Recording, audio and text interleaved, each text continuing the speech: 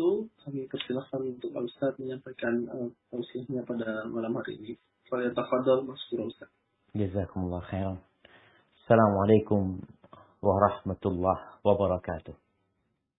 Alhamdulillah alladzi hadana li hadza wa ma kunna linahtadiya laula an hadana Allah. Segala puji bagi Allah Jalla Jalaluh yang telah memberikan hidayahnya kepada kita. Semoga hidayah ini menyampaikan kita ke surga Allah Azza wa Jalla. Kesempurnaan hamba itu dengan dua hal. Dengan ilmu di mana dia mengetahui kebenaran. Yang kedua, dengan semangat di mana dia mau mengamalkan kebenaran. Semoga Allah membantu kita, menolong kita untuk tetap berada di atas agamanya sampai ajal menjemput kita. Allahumma salli wa sallim ala sayyidina wa maulana Muhammadin wa ala alihi wa ashabihi ajma'in. Ya Allah, semoga salawat dan salam senantiasa Engkau curahkan untuk hamba kekasih-Mu, untuk baginda Nabi kita Muhammad alaihi salatu wassalam, untuk keluarga beliau, untuk istri-istri beliau, untuk putra-putri beliau, dan untuk seluruh sahabat Nabi. Semoga Allah meridai kita bersama mereka. Amma ba'd. Jamaah rahimakumullah, pernahkah kita duduk memperhatikan dan merenungkan tentang kehidupan ini? Rutinitas yang kita lakukan, aktivitas yang diperbuat oleh manusia setiap harinya di muka bumi ini. Ada hampir 8 miliar manusia yang beraktivitas, yang bangun di waktu pagi, tidur di malam hari. Besoknya seperti itu. Terus, entah kenapa mereka melakukannya itu. Ada yang ingin mengejar ilmu dan gelar. Aktivitasnya demi mengejar ilmu, belajar dia. Ada yang ingin mengumpulkan harta sebanyak mungkin. Ada yang ingin mengejar karir. Ada yang popularitas. Ada yang ingin menjadi pejabat. Kalau kita lihat nih, hari-hari ini, kita melihat banyak kampanye, di mana manusia-manusia yang ramai mengenalkan diri mereka, agar mereka dipilih untuk menjadi pemimpin mereka. Ya. Ada yang ingin menjadi orang yang bermanfaat dengan berbagai aktivitas yang mereka kerjakan. Semua merangkai tujuan hidup sesuai dengan keyakinan dan cara pandang dia tentang bumi ini. Haibati fillah. Namun kita juga melihat orang-orang yang telah bekerja keras untuk meraih cita-citanya, untuk mendapatkan mimpinya, angan-angannya, ternyata mereka pergi, meninggalkan cita-cita mereka, meninggalkan jabatan mereka, meninggalkan harta kekayaan mereka, rumahnya pun ditinggalkan, pakaiannya pun ditinggalkan, jam yang dia pakai tiap hari untuk mengetahui waktu, handphone, gadget yang selalu dia bawa, karena seakan-akan itu ruh dia yang kedua, kemana-mana dia bawa, itu pun dia tinggalkan.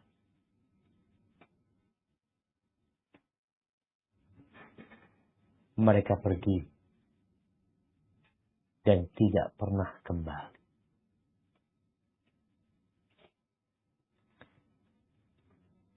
Apakah dikarenakan mereka di sana mendapatkan yang lebih baik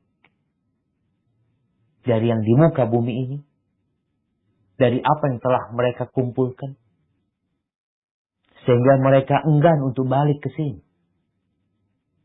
Atau karena mereka memang tidak bisa kembali.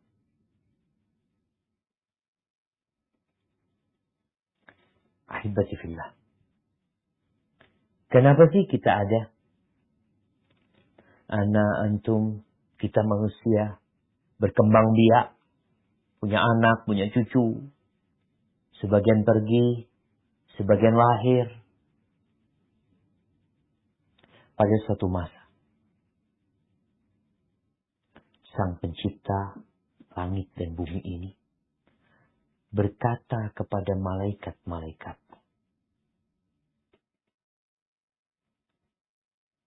hal itu disebutkan di surah Al-Baqarah ayat 30. Mungkin kita bisa membaca. Nah, tafadhal.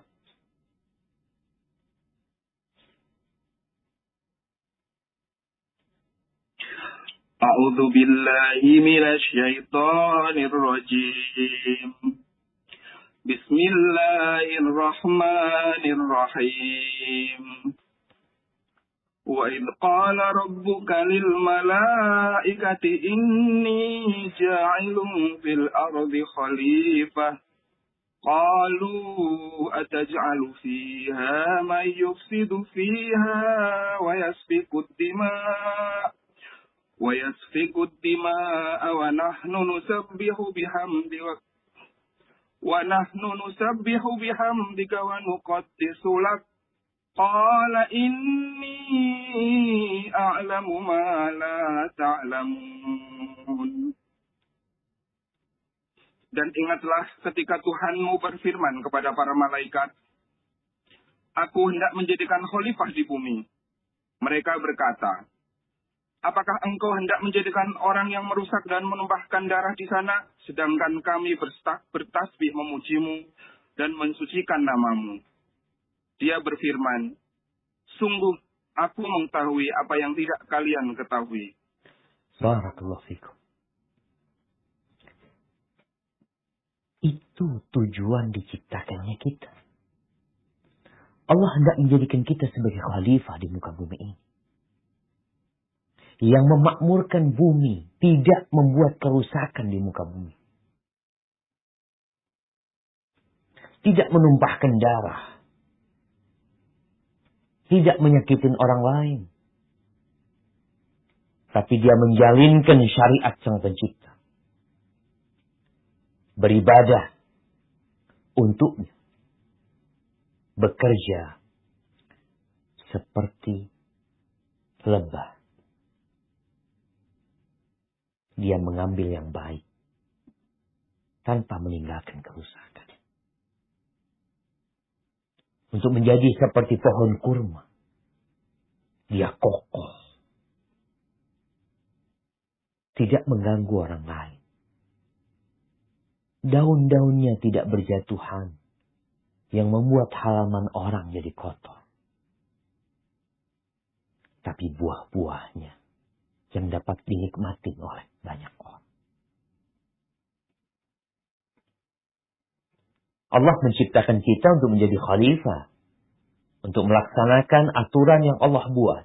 Mengajak umat manusia untuk taat dan patuh kepadanya. Kita diciptakan untuk beribadah. Ya. Untuk mengabdi kepada yang telah memberikan segalanya kepada kita. Yang telah memberikan kepada kita dua mata yang indah.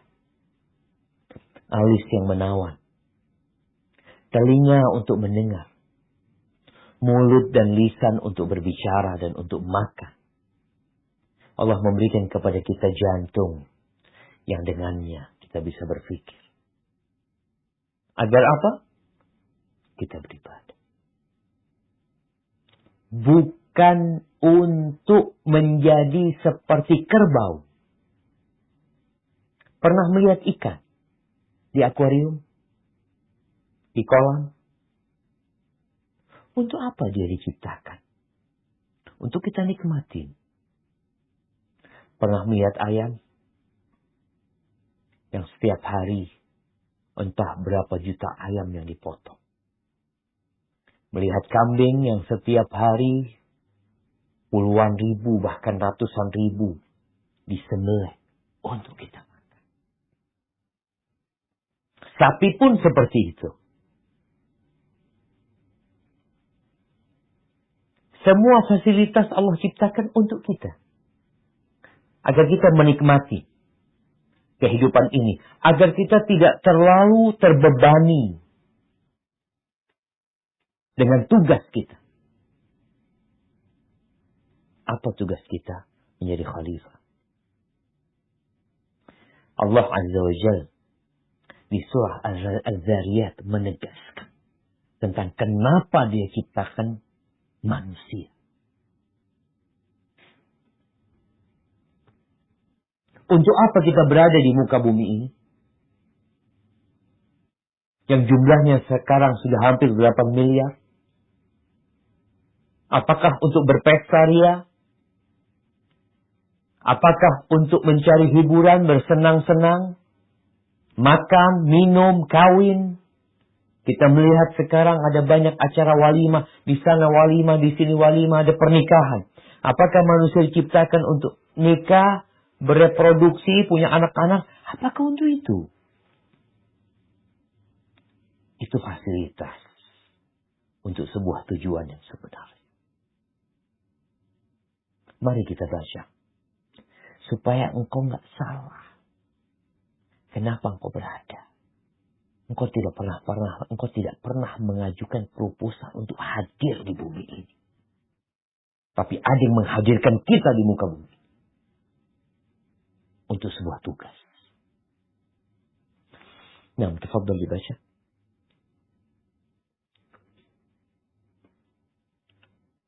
Bismillahirrahmanirrahim. Wa ma khalaqtul jinna wal insa illa liya'budun. Aku tidak menciptakan jin dan manusia, melainkan agar mereka beribadah kepadaku. Barakallahu fikum. Nah. Wa ma khalaqtul jinna wal insa illa liya'budun. Untuk beribadah. Ma uridu minhum min rizqin wa ma uridu an yut'imun. Innallaha huwar razzaq dzul quwwatil matin. Allah yang ngasih rezeki sama kita. Allah tidak menginginkan kepada kita untuk mengumpulkan harta. Jangan kau berpikir tatkala Idul Adha kita berkorban karena Allah memerlukan. Itu daging kambing. Itu daging sapi. Bukan.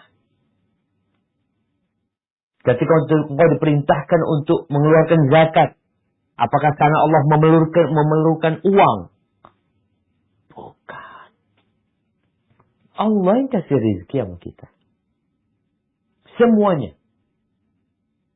Tidak ada satupun binatang yang hidup di muka bumi ini. Wa ma min dabbatin fil ardi illa 'ala Allahi rizquh. Allah yang nanggung rezekinya. Kita punya hewan piaraan. Yang punya. Kau mungkin punya ikan.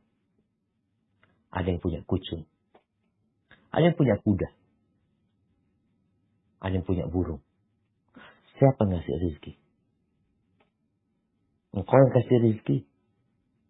Lewat engkau? Iya. Siapa yang kasih rezeki adalah Allah Azza wa Jalla. Haibati fillah. Kita melihat bumi yang indah. Gemerlapan dunia ini membuat manusia bersaing untuk mendapatkannya. Berlomba-lomba untuk menjadi yang paling kaya. Menjadi yang paling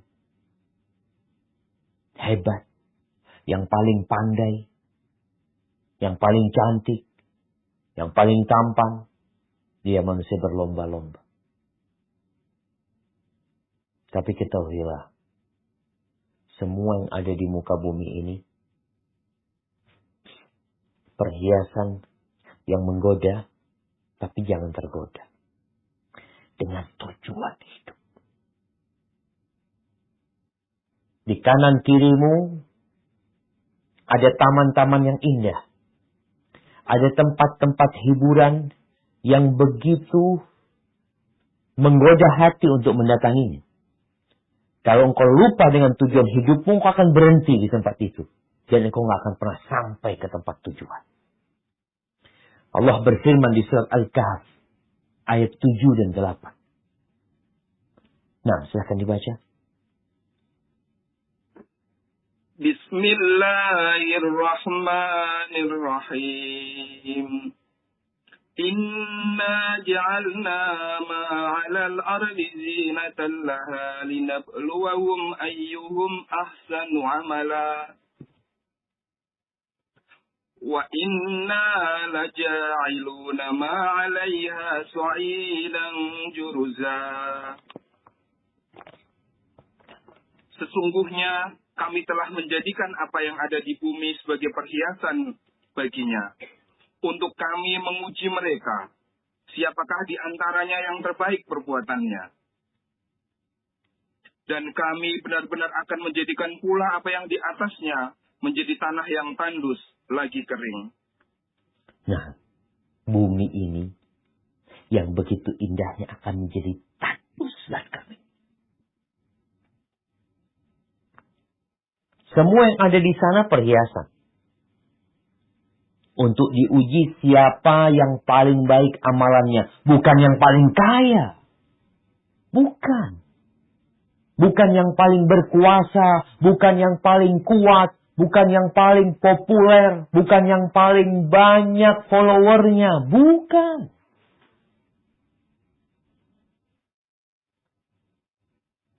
Tapi siapa yang paling baik? Siapa saja. Itu ujian. Maka jangan sampai kau lupa. Kalau ada 10 orang dinaikkan ke mobil, dibawa ke bangunan rumah, atau ke rumah yang udah jadi. Lalu dikatakan kepada mereka, Mas, ini kalian bersihkan rumah ini. Pagi sampai sore. Aku kasih gaji. Baik. Sudah. Ini 5 orang. Lihat rumah. Bagus banget rumahnya. Akhirnya mereka duduk. Main gaple. Ketawa-ketawa. Makan. Ini tuh. Sampai matahari terbenam. Yang punya datang. Mas. Udah dibersihkan. Oh, lupa kami. Apakah berguna? Selesai sudah. Begitu pula dengan kehidupan ini. Orang yang tahu diciptakan untuk beribadah kepada Allah, lalu dia sibuk dengan fasilitas yang ada, bermain-main, bersenda gurau, maka dia akan merugi.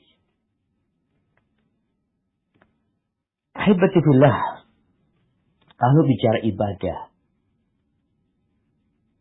kepada Allah Azza wa Jalla dan mengabdi kepadanya, ketahuilah Allah nggak perlu sama ibadah kita.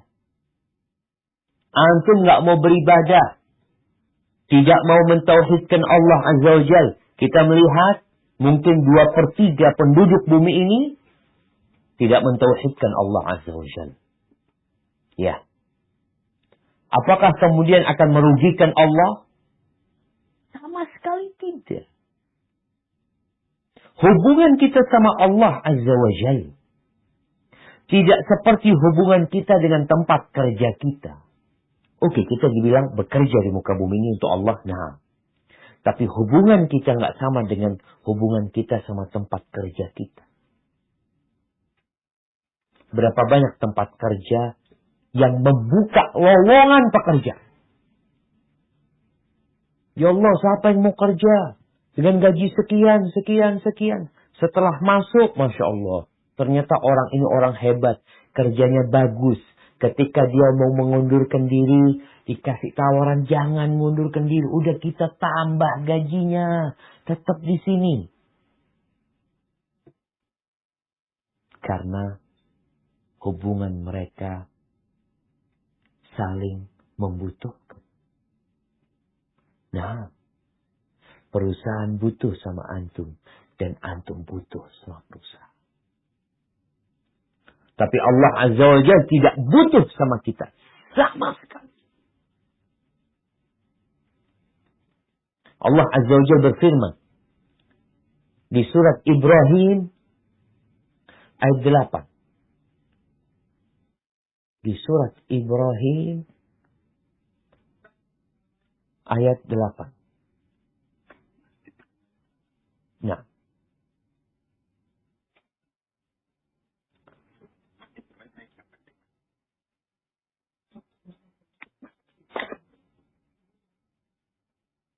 Fadhal. Bismillahirrahmanirrahim. Wa qala Musa in takfuru antum wa man fil ardi jami'an fa inna Allaha laghaniyyun hamid.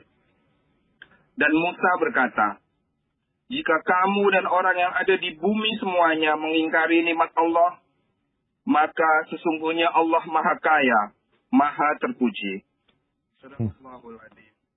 Kalau semuanya kafir, semuanya mengingkari nikmat Allah, nggak ada yang bersyukur sama Allah, nggak ada yang beribadah kepada Allah, masjid tidak ada di muka bumi ini satu pun.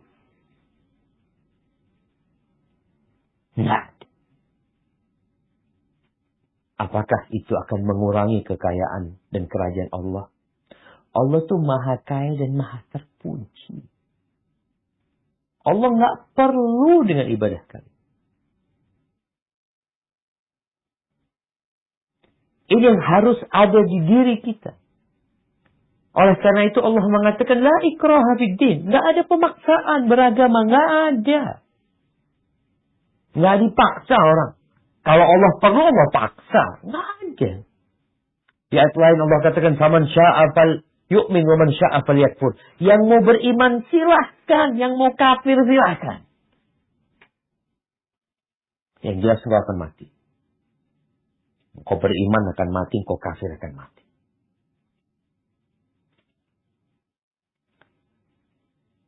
Ahibati fillah. Milik Allah yang di langit dan di bumi. Semua yang kita lihat. Mungkin kita melihat ada orang terkaya di dunia. Punya apa sih dia? Dia punya apa? Oh Ustaz, dia punya 3.000 triliun.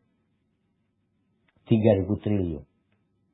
Jangan 3.000 triliun. Jantungnya sendiri pun bukan milik dia. Sandalnya pun bukan milik dia. Gak punya apa-apa orang. Semua milik Allah Azza wa Jalla. Maka di surat An-Nisa 131. Allah Azza wa Jalla menjelaskan tentang kepemilikan ini. Engkau punya apa? Punya pesawat pribadi. Jet pribadi. Punya pulau pribadi. Dirimu pun bukan milik. Maka ketika orang sadar, aneh gak punya apa-apa.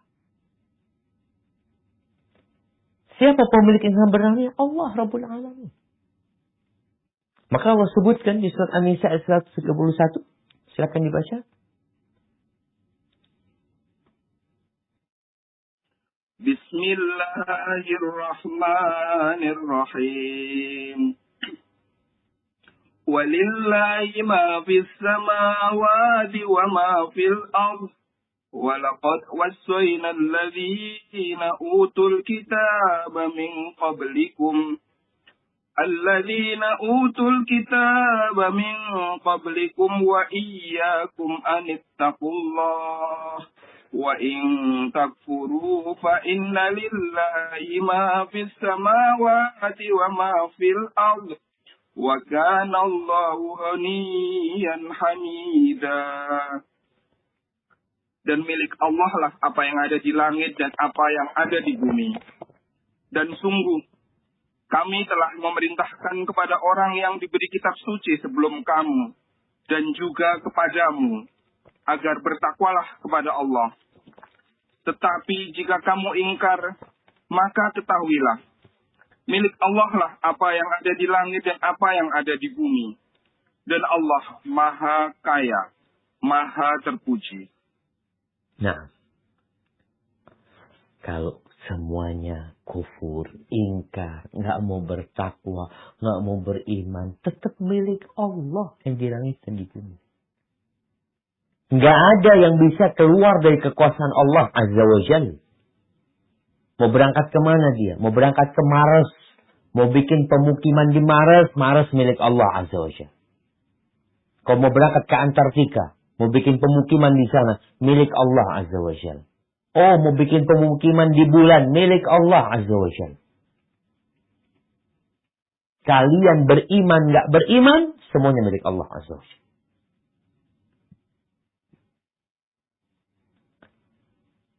Allah nggak perlu sama ibadah kita. Allah nggak perlu dengan sujud kita, nggak perlu sama ruku kita. Ngaji kita sekarang ini nggak perlu Allah. Terus yang perlu siapa? Ya kita sendiri yang perlu. Maka di surat An-Naml ayat 40 Allah Azza wa Jalla menjelaskan tentang bahwasanya amalan hamba, ibadahmu, ketaatanmu, puasamu, sedekahmu, semua kebaikan itu dikerjakan baliknya kepadamu sendiri. Dan kalau engkau berbuat dosa, nggak perlu cari kambing hitam. Akan balik kepadamu juga. Ya. Yang menanam durian akan panen durian. Yang menanam anggur akan panen anggur. Yang menanam duri akan panen duri. Yang menabur pasir akan menuai badai. Allah berfirman surat An-Naml ayat 40. Silakan dibaca. Bismillahirrahmanirrahim. قال الذي عنده علم من الكتاب أنا آتيك به قبل أن يرتد إليك طرفك فلما رآه مستقرا عنده قال هذا من فضل ربي ليبلوني أأشكر أم أكفر ومن شكر فإنما يشكر لنفسه وَمَنْ كَفَرَ فَإِنَّ رَبِّي غَنِيٌّ كَرِيمٌ. Seorang yang mempunyai ilmu dari kitab berkata, Aku akan membawa singgasana itu kepadamu sebelum matamu berkedip. Maka ketika dia Sulaiman melihat singgasana itu terletak di hadapannya, dia pun berkata, Ini termasuk karunia Tuhanku untuk mengujiku. Apakah aku bersyukur atau mengingkari nikmatnya? Barang siapa bersyukur, maka sesungguhnya dia bersyukur untuk kebaikan dirinya sendiri. Dan barang siapa ingkar, maka sesungguhnya Tuhanku Maha Kaya, Maha Mulia. Subhanallah. Itu Nabi Sulaiman.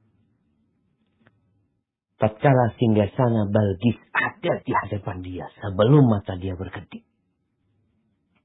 Langsung saja Nabi Sulaiman. Kekayaan, kekuasaan tidak membuat beliau menjadi congkak. Tidak membuat beliau jadi sombong. Beliau tahu kenapa beliau diciptakan. Sehingga beliau mengatakan, Hada min fadli Rabbi. Ini karunia dari Rabbku. Untuk mengujiku. Hidup itu ujian. Dalam pengabdian kita kepada Allah Azza wa Jalla. Liyabluwani aashkur am akfur. Untuk mengujiku, apakah aku bersyukur? Atau aku kufur. Yang bersyukur, itu kebaikannya balik buat diri dia sendiri. Jadi dia bersyukur untuk diri dia, bukan buat Allah Azza wa Jalla. Yang kufur, maka Allah Maha Kaya dan Maha Mulia. Allah nggak perlu. Tapi Allah tidak ridha dengan kekufuran. Allah nggak ridha. Wala yarda li ibadihil kufur. Ketika Qarun ini beda Nabi Sulaiman, beda sama Qarun. Nabi Sulaiman melihat singgasana itu ada di hadapan dia, langsung ingat sama Allah. Ingat dengan tujuan hidup dia. Sedangkan Qarun, umatnya Nabi Musa, yang memiliki harta berlimpah ruah, kekayaan yang kuncinya saja harus dipikul. Belum hartanya. Ketika disuruh berbuat baik, disuruh ingat sama akhirat, carilah akhirat, berbuat baiklah kepada manusia, jangan membuat kerusakan di muka bumi ini. Apa kata dia? Innama utituhu ala ilmin indi. Aku bisa seperti ini. Aku dikasih nih. Karena ilmu yang ada pada diriku. Atau karena Allah tahu aku pantas mendapatkannya. Oh. Apa yang terjadi dengan Qarun? Ditelan bumi. Qarun bukan hanya Qarun. Rumahnya dan semua harta. Ahibati fillah.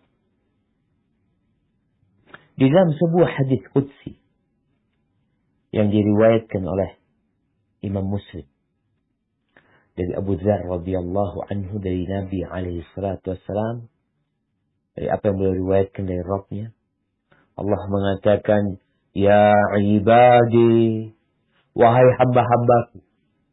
Jamaah, sampai kapan kita ini budak? Kita ini milik Allah. Kita nggak akan pernah bisa keluar menjadi pencipta. Yang ada pencipta dan ciptaannya. Kita ciptaan Allah Azza wa Jalla. Kita tidak pernah menciptakan diri kita. Nikmat-nikmat ya Allah yang menciptakan. Wahai hamba-hambaku, kata Allah, innakum lan tablughu dhurri fatadurruni. Kalian tidak akan pernah bisa membahayakan aku. Nggak akan bisa membahayakan Allah Azza wa Jalla. Apapun yang kau kerjakan. Walan tablughu naf'i fatanfa'uni. Kalian juga nggak akan bisa kasih manfaat buat aku. Nggak bisa. Bahaya nggak bisa, manfaat nggak bisa. Kenapa? Karena semuanya milik Allah Azza wa Jalla. Manusia punya apa? Kadang-kala kan kita kalau meledek orang, engkau punya apa sih? Cuma modal dengkul engkau. Dengkulnya milik Allah Azza wa Jalla. Lalu Allah mengatakan Jalla Jalaluh, "Lau anna awwalakum wa akhirakum wa insakum wa jinnakum kanu ala atqa qalbi rajulin wahidin minkum ma zada dzalika fi mulki syai'a." Andai kata yang pertama dari kalian dan yang terakhir, dari bangsa jin atau bangsa manusia, semuanya, mereka berada di level ketakwaan orang yang hatinya paling bertakwa di antara kalian. Kita tahu orang yang paling bertakwa di antara umat adalah Nabi kita Muhammad alaihi salatu wassalam. Andai kata seluruh bangsa jin dan manusia, semuanya, bukan cuma yang 8 miliar, tapi yang telah mati dari sejak Nabi Adam dan yang akan hidup sampai hari kiamat, semuanya berada di atas, di level ketakwaan seperti Nabi Muhammad SAW. Apa kata Allah? Itu tidak akan menambah di kerajaanku sedikit pun. Tapi kalau perusahaan masuk orang baru, biasanya naik perusahaannya. Sahamnya tambah naik. Ini enggak. Padahal semuanya di level orang yang hatinya paling bertakwa. Sebaliknya, ya ibadi, Dipanggil lagi, wahai hamba-hambaku, lau anna awwalakum wa akhirakum wa insakum wa jinnakum kanu ala afjari qalbi rajulin wahidin minkum. Andai kata seluruhnya, semuanya dari awal sampai akhir, bangsa jin dan manusia, mereka berada di level orang yang paling jahat hatinya di antara kalian. Siapa yang paling jahat? Anggap Fir'aun yang mengaku Tuhan. Ada kata seluruhnya mengaku Tuhan. Apakah akan membahayakan Allah? Kata Allah Azza wa Jal, mana qasadhalika min mulki syai'ah. Itu tidak akan mengurangi kerajaanku sedikit pun. Tidak akan. Terus Allah mengatakan, ya ibadi. Kita tiap hari minta jemaah. Memohon kepada Allah Azza wa Jal. Dan dikasih apa yang Allah yang kita pinta. Kata Allah Azza wa Jalla, ya ibadi law anna awwalakum wa akhirakum wa insakum wa jinnakum qamu fi sa'idin wahidin fasa'aluni fa'a'taitu kulla wahidin minhum mas'alata. Hanya kata semuanya. Dari awal sampai yang terakhir. Dari bangsa jin dan manusia. Mereka berdiri di satu lembah. Di satu padang. Lalu mereka semua berdoa meminta kepada Allah. Dan semua permintaannya Allah kasih. Semuanya minta mobil Ferrari. Dikasih Ferrari. Semuanya minta jet pribadi. Dikasih jet pribadi. Semuanya minta pulau pribadi. Dikasih. Apapun yang diminta dikasih. Kata Allah, mana qasadhalika mimma indi. Itu tidak akan mengurangi dari apa yang ada di sisiku. Illa kama yanqusul mikhyatu idza udkhilal bahr. Kecuali seperti berkurangnya air laut. Ketika jarum dimasukkan kemudian diangkat. Itu jarum. Engkau melihat jarum. Dan engkau lihat lautan. Apakah berkurang air lautan? Terus, kenapa kita beramal? Kenapa kita disuruh ibadah? Kalau Allah nggak butuh sama ibadah kita. Nggak butuh dengan amalan kita. Iya.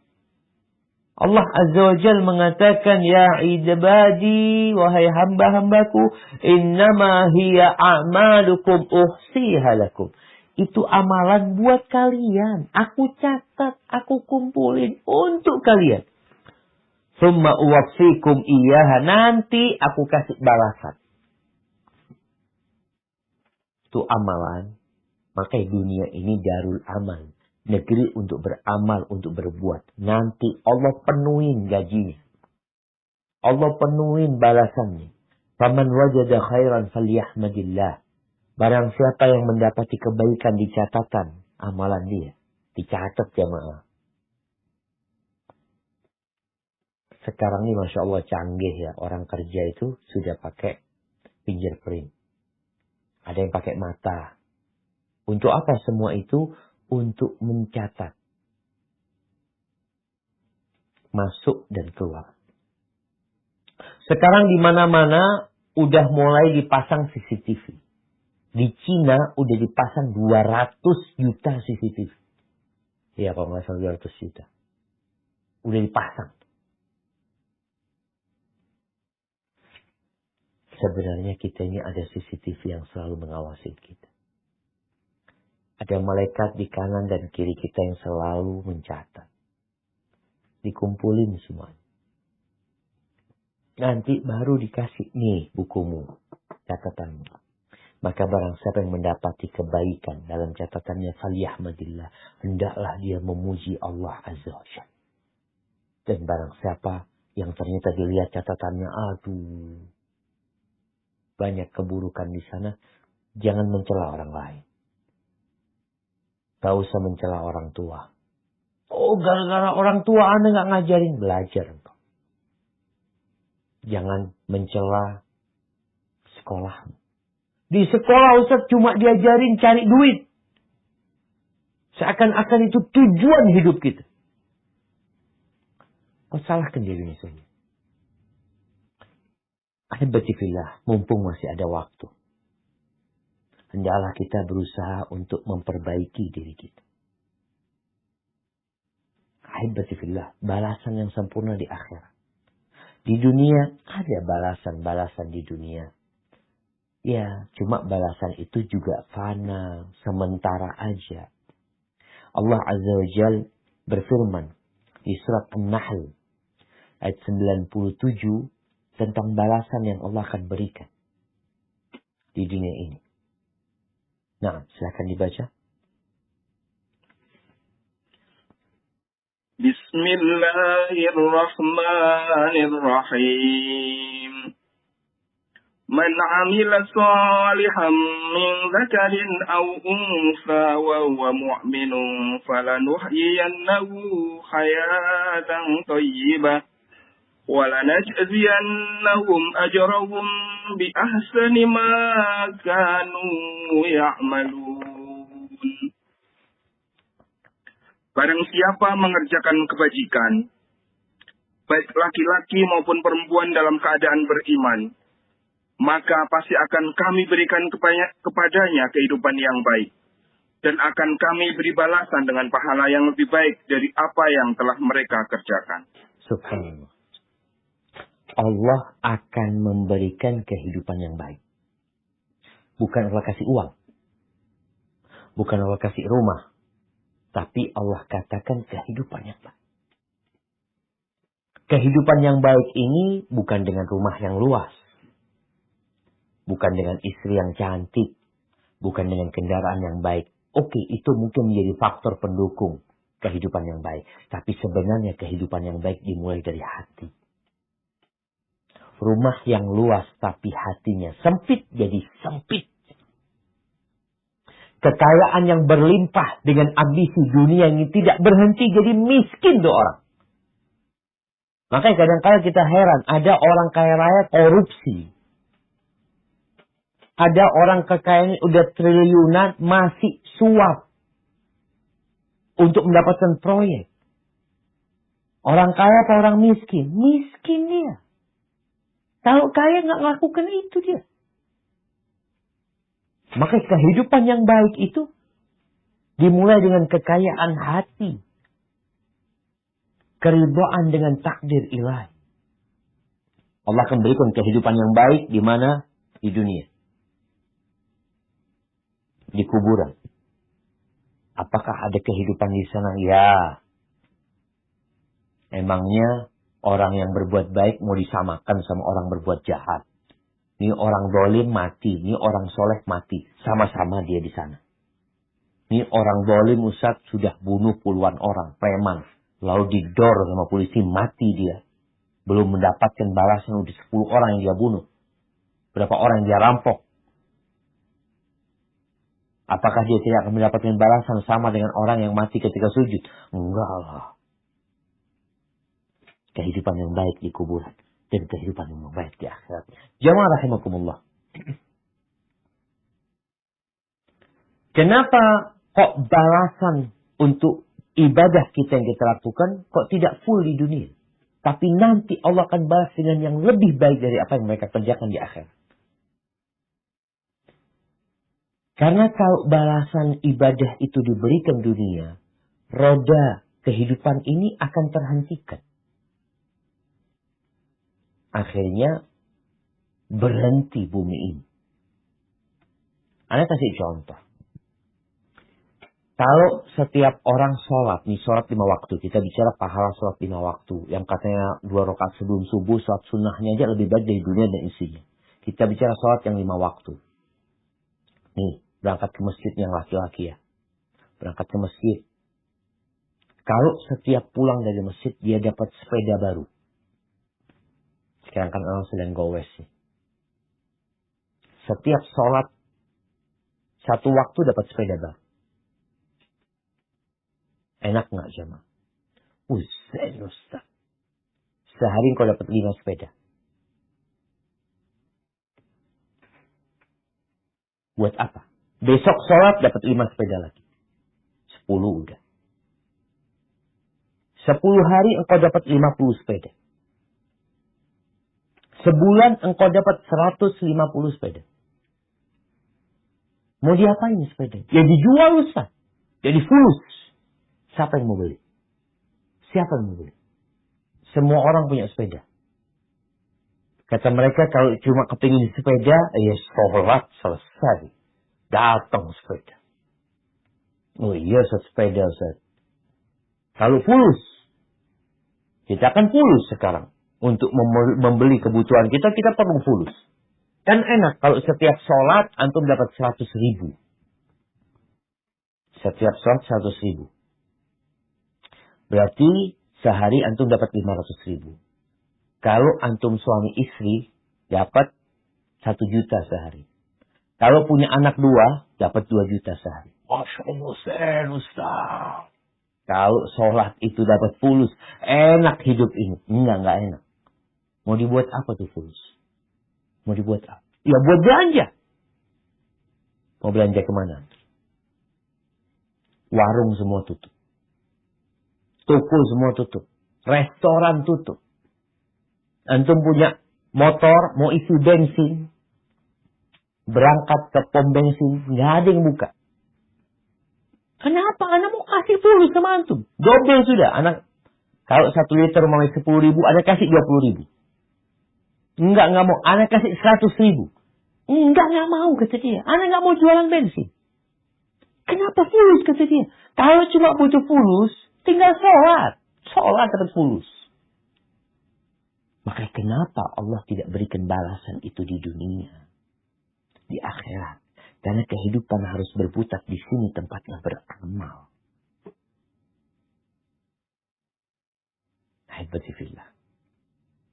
Maka kita diciptakan untuk beribadah, untuk mendapatkan sesuatu yang abadi.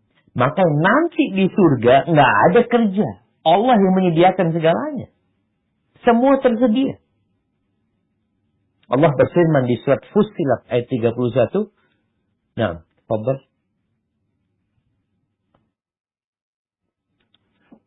Bismillahirrahmanirrahim. Nahnu awliya'ukum fil hayatid dunya wa fil akhirah. Walakum fiha ma tashtahi.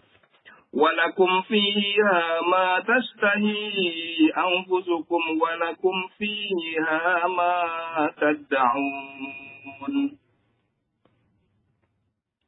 Kamilah pelindung-pelindungmu dalam kehidupan dunia dan akhirat. Di dalamnya surga kamu memperoleh apa yang kamu inginkan. Dan memperoleh apa yang kamu minta. Nah. Kekal abadi. Apa yang dipinta, apa yang diinginkan dikasih. Sedangkan di dunia nggak bisa. Antum mau hidup kekal di dunia, nggak bisa. Paling umur umat Nabi SAW kata beliau, baina 60 wa 70, antara 60 ke 70. Dah. Setelah itu mati. Hasil kerjanya ditinggal. Kalau dia orang soleh, dia bawa. Maka ahibbatifillah, apapun jabatanmu, siapapun engkau sekarang, mau engkau jadi penguasa, jadi pejabat, mau jadi tentara, mau jadi polisi, mau jadi sipil, mau jadi pengusaha, ingat, tujuan kita semua diciptakan untuk mengabdi kepada Allah Azza wa Jalla. Untuk beribadah kepada Allah Subhanahu wa Ta'ala. Engkau khalifah yang diciptakan oleh Allah Azza wa Jalla. Jangan sampai melupakan tugasmu, sibuk dengan hal-hal yang kurang bermanfaat. Hada wallahu alam bissawab. Itu yang bisa saya sampaikan pada kesempatan kali ini. Kurang lebihnya mohon maaf. Mungkin kita masuk ke sesi tanya jawab. Anda persilahkan dokter. Jazakallahu khairan Ustaz. Barakallahu fiik. Ustaz, untuk pertanyaan pertama. Assalamualaikum warahmatullahi wabarakatuh. Ustaz mau bertanya, bagaimana cara untuk selalu istiqomah di jalan Allah dan ingin menjauhkan hal-hal yang mendekati maksiat, sehingga hati ini ridho untuk menjalankan perintah Allah. Barakallahu fikum. Nah, jemaah. Dalam pengabdian kita di muka bumi ini kepada Allah Azza wa Jalla, kita perlu tahu bahwa ada satu musuh yang tidak akan ridho kita mengabdi kepada Allah Azza wa Jalla. Siapa? Iblis. Iblis nggak pernah ridha. Dan dia berjanji akan menyesatkan kita. Kemudian yang kedua, di diri kita ini Allah telah meletakkan nafsu.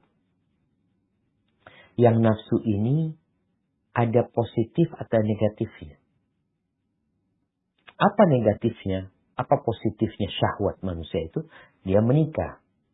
Sehingga berlangsung kehidupan. Dia makan. Dia minum. Kalau dia nggak punya syahwat, nggak mau makan, nggak mau minum, mati. Tapi juga ternyata ada negatifnya.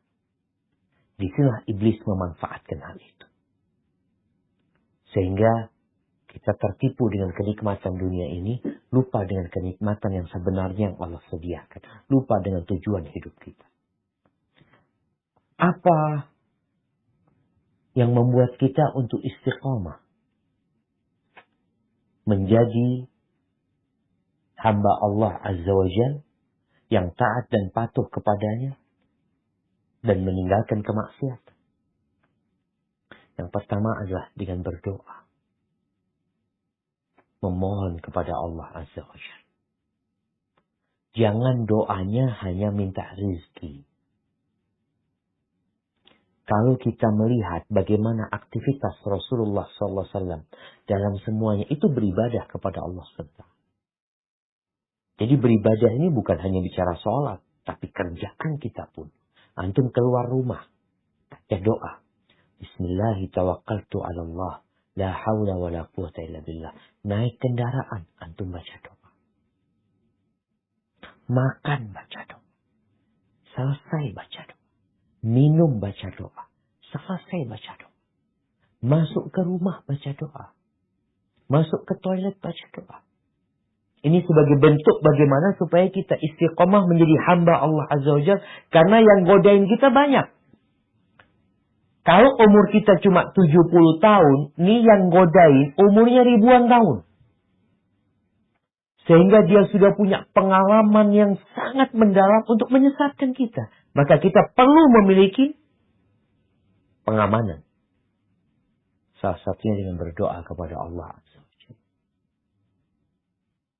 Yang kedua, mengenali bahaya kemaksiatan. Orang tuh kalau dikasih tahu, nah, seperti perzinaan. Dia dikasih tahu perempuan ini terkena aib. Kira-kira yang berzina mau? Nggak mau dia. Yang awalnya ada syahwat karena dilihat perempuan itu cantik. Tapi ketika diberitahu bahwa dia membawa penyakit namanya aib, maka dia akan tinggalkan. Ini perempuan cantik tapi kena corona. Dia nggak mau. Itu pentingnya kita mengetahui bahaya dari kemaksiatan tersebut. Kemaksiatan ini membawa naas dalam kehidupan kita. Membuat hidup kita sengsara. Berapa banyak orang yang menikmati kemaksiatan sesaat. Berzina sesaat. Tapi dia akan merasakan beban tersebut di hati. Jadi mengetahui dampak buruk kemaksiatan itu menolong kita untuk meninggalkan kemaksiatan. Yang ketiga, azab Allah Subhanahu wa ta'ala. Ingat, semua milik Allah. Kalau engkau bersyukur, itu balik kepadamu. Engkau ingkar, bahayanya ada pada dirimu nanti. Ketahui bagaimana bahayanya kemaksiatan tersebut secara untuk kita, kemudian dengan azab Allah Subhanahu wa ta'ala. Yang keempat, tinggalkan tempat-tempat kemaksiatan. Karena yang menyebabkan kita nggak istiqomah itu kita berada di tempat yang bengkok. Engkau mau istiqomah gimana? Tempatnya bengkok. Masih ingat cerita yang membunuh 100 orang itu.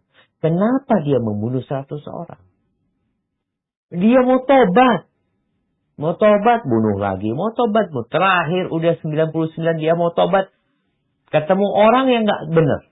Tanya, mungkinkah aku bertobat? Oh, gak ada pintu tobat. Dibunuh yang ke-100. Setelah dia berjumpa dengan orang yang alim, dikasih tahu. Engkau bisa tobat. Gak ada yang menghalangi dari tobat. Tapi engkau harus pindah dari kampungmu. Kampungmu itu kampung gak benar. Sehingga orang ini bunuh 100 orang masih hidup nyaman di kampung tersebut. Nggak benar kampungmu ini. Pindah. Maka cari lingkungan yang baik. Yang mendukungmu sehingga kau bisa istiqomah beribadah kepada Allah Azza wa Jalla. Hadza wallahu a'lam bissawab. Untuk pertanyaan selanjutnya. Assalamualaikum warahmatullahi wabarakatuh. Ustaz izin bertanya. Mungkin ini pertanyaan yang mewakili dari beberapa pertanyaan yang lain. Bagaimana menjadi hamba yang selalu bertakwa dan tidak terlalu cinta terhadap dunia ketika dunia dibukakan kepada kita. Mohon pencerahannya Ustaz. Ini terkait dengan salah satu profesi dari seorang syekh yang hanya bekerja sebagai tukang jam, yaitu Syekh Al-Albani. Kalau saya tidak salah Ustaz, mungkin beliau menyampaikan seperti itu. Jazakallahu khairan. Masya Allah. Barakallahu fikum. Naam jemaah. Bagaimana supaya kita nih tidak tertipu dengan dunia ketika dibukakan kekayaan ya. Orang yang sukses. Jadi kalau bicara profesi, ya mungkin termasuk profesi yang diidam-idamkan itu dokter umpamanya. Bagaimana supaya dokter ini ya dengan nikmat yang Allah berikan, dia tidak tertipu dengan dunia ini. Dia tidak cinta. Kecintaan yang membuat dia tidak melaksanakan ketaatan kepada Allah SWT. Bagaimana caranya? Allah mengatakan, وَابْتَغِي فِيمَا آتَاكَ اللَّهُ الدَّارَ الْآخِرَةَ. Carilah dengan apa yang diberikan kepadamu akhirat. Jadi kekayaan itu nggak tercela. Orang jadi kaya itu tidak tercela. Asalkan dia bertakwa. Sekarang bagaimana kekayaan itu? Nikmat yang Allah berikan kepadamu. Engkau gunakan untuk mencari akhirat. Ini yang pertama. Jadi ambisi yang harus ada di diri kita bukan untuk dunia. Caranya gimana supaya kita tidak ambisi untuk dunia? Yang kau harus tahu hakikat dunia. Kalau engkau tinggal di sebuah rumah yang mau ambruk, apa yang akan kau lakukan? Maka engkau akan mengeluarkan barang-barang dari rumah tersebut. Oh iya, rumah ini nggak lama. Engkau berapa lama tinggal di sini? Insya Allah 3 tahun mungkin. Ya udah, barang-barang pindah ke tempat yang rumah baru. Itulah kehidupan dunia. Nggak lama kita di dunia ini. Dan dunia ini hina sekali. Bahkan Nabi SAW memisalkan dengan bangkai kambing. Yang cacat. Siapa yang mau bawa pulang tuh bangkai kambing? Nah. Rasul SAW memisalkan kehidupan dunia ini dengan apa juga? Dengan makanan yang kita makan. Ketika Nabi bertanya kepada Dhahhak sallallahu alaihi wasallam, "Ya Dhahhak, ma ta'amuka?" Dhahhak, apa makananmu? Al-lahmu wal laban. Kata Dhahhak, daging dan susu. Summa yasiru ila mahal. Kemudian setelah engkau makan, jadi apa makanan? Kata Dhahhak, ila ma qad alimta ya Rasul. Menjadi sesuatu yang engkau sudah tahu. Menjadi kotoran.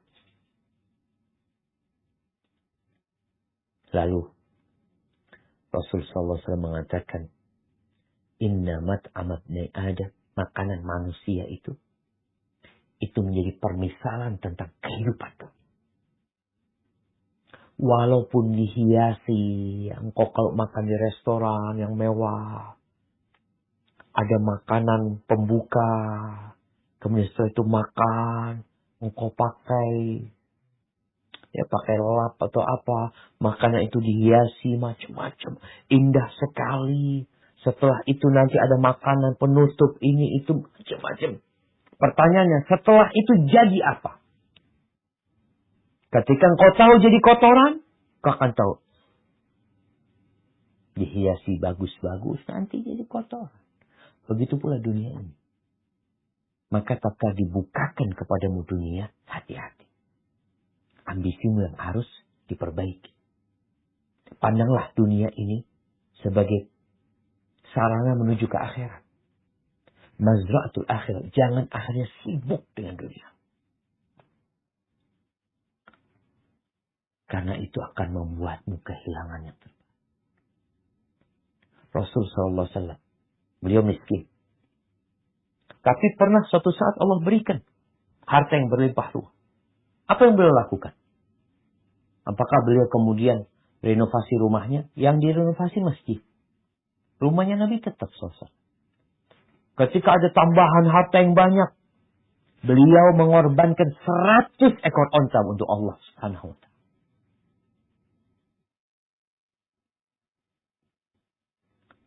Dan ahibati fillah, orang itu gak akan ada puas. Kalau dikasih 1 lembah emas, dia ingin 2. Dikasih 2, dia ingin 3. Gak akan ada yang membuat dia puas kecuali tanah. Makanya dianjurkan untuk ziarahku. Datang ke ziarahku. Engkau akan kembali ke sana. Maka Allah katakan, فَلَا تَغُرَّنَّكُمُ الْحَيَاةُ الدُّنْيَا. Jangan tertipu dengan kehidupan dunia. وَلَا يَغُرَّنَّكُمْ بِاللَّهِ الْغَرُورِ. Jangan mau dibohongin sama iblis. هَذَا وَاللَّهُ أَعْلَمُ بِالصَّوَابِ. Jazakallahu khairan Ustaz. Ada pertanyaan yang agak tidak bersesuai dengan tema Ustaz. Cukup menarik ini Ustaz. Afwan izin bertanya Ustaz, apakah tujuan malaikat diciptakan? Kenapa doa malaikat yang melaknat manusia dikabulkan Allah? Dan apakah laknat malaikat kepada istri yang menolak berhubungan suami hanya berlaku sampai pagi saja? Setelah itu aman dari laknat. Nah, kalau bicara kenapa Allah ciptakan malaikat-malaikat? Allah menciptakan malaikat-malaikat untuk bertasbih kepada Allah SWT. Untuk melaksanakan perintah-perintah Allah Azza wa Jalla. Dan mereka makhluk yang tidak berbuat dosa. Oleh karena itu, tatkala Allah hendak menciptakan manusia, malaikat bertanya, kenapa ataj'alu fiha man yufsidu fiha wa yasfiku dima wa nahnu nusabbihu bihamdika wa nuqaddisu. Kalau engkau ingin ada yang bertasbih memujimu, kan kami sudah melakukan itu. Kemudian malaikat diciptakan punya tugas-tugas, dikasih tugas-tugas sama Allah SWT. Ada malaikat Jibril yang bertugas untuk menurunkan wahyu. Ada malaikat Mikail yang bertugas untuk ngurusin hujan. Kehidupan manusia, kehidupan ruh malaikat Jibril. Kehidupan fisik dengan malaikat Mikail yang ditugaskan. Dan ada Israfil yang ditugaskan untuk kehidupan setelah kematian. Itu di antara tujuan malaikat diciptakan. Terus kalau bicara laknatnya malaikat, doanya malaikat. Nah, Allah mengabulkan doanya malaikat. Orang yang berdoa dengan ikhlas. Doanya manusia aja. Allah berjanji, ud'uni astajib lakum. Mintalah kepada aku, pasti dikabulkan. Apalagi malaikat-malaikat Allah Azza wa Jalla. Kalau bicara nih perempuan yang menolak, dipanggil suami yang keranjangnya, dia menolak, dilaknat oleh malaikat sampai pagi. Apakah laknatnya sampai pagi, kemudian setelah itu aman? Ya, kalau bicara setelah itu tidak dilaknat malaikat, betul, laknatnya sampai pagi. Tapi pengaruh dari laknat itu akan terus, kan doa malaikat agar dilaknat. Laknat itu dijauhkan dari rahmat Allah. Memang doanya berhenti. Tapi laknatnya bukan berhenti. Dia dijauhkan dari rahmat Allah SWT. Jadi jangan meremehkan hal ini. Karena kalau bicara sampai pagi, ya udah setelah itu kan aman sudah. Tidak dilaknat lagi. Tapi doanya kan dimintakan kepada Allah. Sehingga minta kepada Allah supaya fulan ini dilaknat. Supaya fulanah dijauhkan dari rahmat Allah SWT. Maka ini hal yang berbahaya buat wanita ya. Kenapa sampai seperti itu jemaah? Tujuan pernikahan salah satunya adalah menundukkan pandangan mata dan menjaga kemaluan. Nasihat-nasihat Rasul SAW kepada para lelaki yang melihat sesuatu yang membangkitkan hasad dia. Apa kata Nabi SAW? Falyarji' ila ahli, pulang jumpain istrinya. Yang ada di perempuan itu sama yang ada di istrinya. Seperti itu. Kemudian suaminya minta, nggak dikasih sama istri. Dengan alasan, kalau alasannya memang syar'i, nggak apa-apa. Sakit ini itu. Tapi kalau capek ini itu karena kerja, ya makanya berhenti kerja. Agar kau bisa melayani suamimu. Jangan sampai gara-gara mencari dunia, dapat laknatnya malaikat, karena tidak melayani suami dengan baik. Hadza wallahu a'lam bissawab. Ya Ustaz, untuk pertanyaan yang terakhir mungkin Ustaz. Assalamualaikum warahmatullahi wabarakatuh. Waalaikumsalam warahmatullahi wabarakatuh. Baik-baik nasihat adalah mengingat mati. Terkadang sebagai seorang dokter kita sering melihat kematian atau terpapar pada kematian. Dan menjadi seakan-akan hal tersebut ialah hal yang biasa. Bagaimana menyikapinya Ustaz? Jazakumullahu khairan. Barakallahu fikum. Iya jemaah. Jadi orang yang terbiasa melihat kematian, biasanya nggak ada lagi rasa takut. Seperti orang yang kerjanya mandikan jenazah. Ya udah biasa dia. Atau orang yang kerjanya penggali kuburan. Dia kadang-kadang gali kuburan sambil guyon-guyon. Mungkin juga tadi yang dikatakan dokter. Yang terbiasa dia melihat kematian. Kematian pasien ini itu anggap buat dia biasa aja. Tidak menyebabkan imannya bertambah. Apa yang harus dilakukan? Masih ada banyak hal yang dapat menambah keimanan kita dan mengingatkan kita kepada akhirat. Kalau itu sudah biasa, engkau mengantar jenazah. Antarkan jenazah. Engkau pikul itu jenazah. Bawa ke kubur. Engkau lihat itu kubur. Apalagi kalau yang dipikul adalah orang yang kaya raya, orang yang sukses. Dan engkau melihat ternyata dia berada di tempat ini. Maka perlu nasihat di tempat yang lain. Yang kedua, baca Al-Quranul Karim. Ketika kita membaca tentang bagaimana kebesaran Allah Azza wa Jalla, bagaimana tentang surga Allah Jalla Jalaluhu, bagaimana tentang neraka, itu juga akan mengingatkan kita.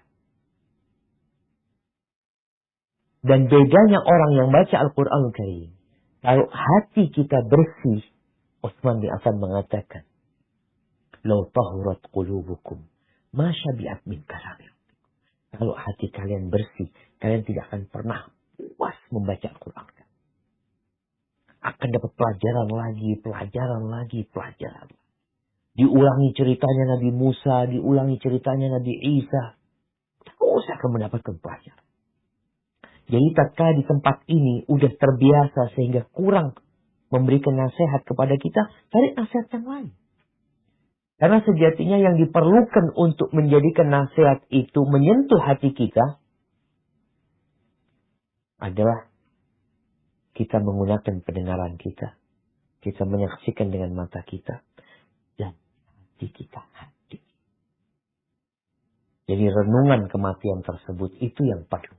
Kadang-kala kita nggak bisa, maka di tempat lain kita merenungkan nasihat-nasihat agar kita tidak tertipu dengan kehidupan dunia ini. Dan yang terakhir doa. Jangan remehkan doa. Makanya Nabi SAW ini sahabatnya Mu'adz bin Jabal. Sahabat yang paling faham dengan ilmu halal dan haram. Yang dikirim sama Nabi SAW ke Yaman. Dikasih amalan sama Nabi SAW agar tidak ditinggalkan di penghujung setiap sholat. Atau selesai sholat. Untuk membaca. Allahumma a'inni ala zikrika wa syukrika wa husni ibadatika. Ya Allah, bantulah hamba untuk mengingatmu, untuk bersyukur kepadamu, dan untuk beribadah yang baik kepadamu. Bayangkan sehari 5 kali dibaca. Terus dibaca. Karena kita perlu bantuan Allah Azza wa Jalla. Kita tiap hari mengatakan, Iyyaka na'budu wa iyyaka nasta'in. Hanya kepadamu kami beribadah. Ini tujuan kita hidup.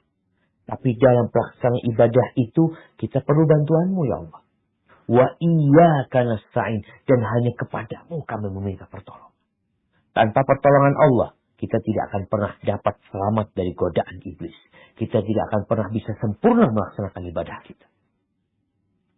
Maka, banyak-banyak minta tolong kepada Allah SWT agar kita bisa menjadi hamba yang taat dan patuh kepada Allah sehingga Allah meridhai dan merahmati kita. Hadza wallahu a'lam bishawab. Itu yang bisa saya sampaikan pada kesempatan kali ini. Kurang lebihnya mohon maaf. Yang benar dari Allah Jalla Jalaluh, yang salah dari diri anak pribadi, Allah dan Rasulnya terbebaskan dari kesalahan itu. Anda kembalikan ke dokter. Jazakumullah khair.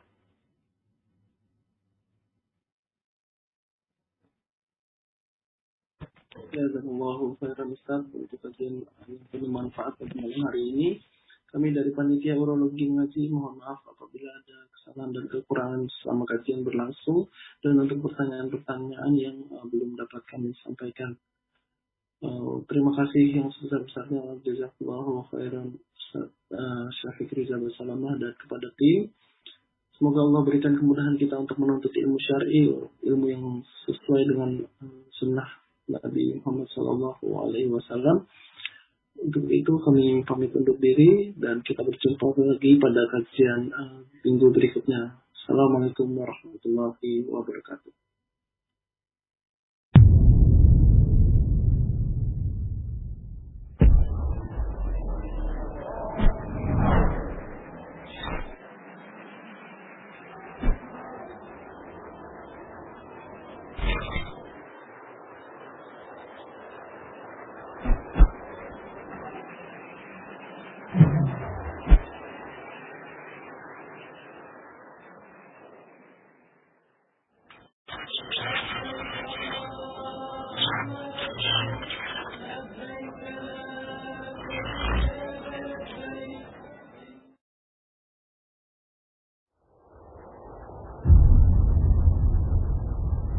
Klik tombol berikut untuk mendapatkan update ilmu yang insya Allah bermanfaat.